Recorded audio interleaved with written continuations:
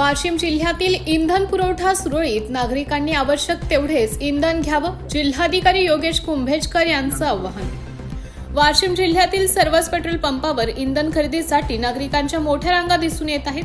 मात्र दुसरीकडे जिल्हाधिकारी योगेश कुंभेजकर यांनी इंधन पुरवठा सुरळीत असून नागरिकांनी भीतीमुळे अतिरिक्त इंधन साठा करायला सुरुवात केल्यानं काही पंपावरील इंधन लवकर संपत असल्याचं सांगितलंय.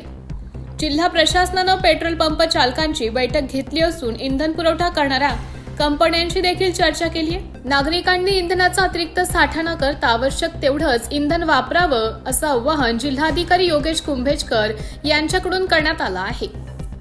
नमस्कार, मी योगेश कुंभेजकर, जिल्हाधिकारी वाशिम. आज माध्यमांच्या माध्यमातून सर्व नागरिकांना असं आवाहन करू इच्छितो की वाशिम जिल्ह्यातील जी परिस्थिती आहे पेट्रोल पंप्सवरील, त्यावर जिल्हा प्रशासन फार बारकाईने लक्ष ठेवून आहे.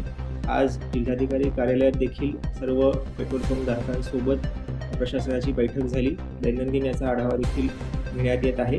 परिस्थिती अशी आहे की जो पुरवठा आहे तो सुरळीत आहे आणि सर्व पेट्रोल पंप धारकांना देखील पुरवठा होत आहे. ज्या ऑइल मार्केटिंग कंपनी आहेत त्यांच्या सोबत देखील आमचा संपर्क आहे.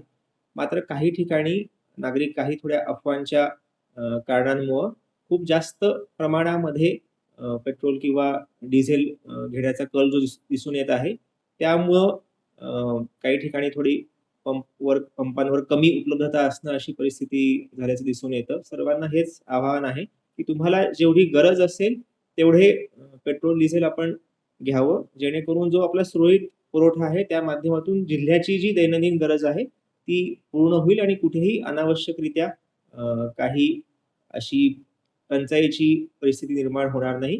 सर्वांनी सहकार्य करावं हे आवाहन आहे आणि जिल्हा प्रशासन परिस्थितीवर पूर्णपणे लक्ष ठेवून आहे. आवश्यक तिथे इंटरव्हेन्शन करायला सज्ज आहे.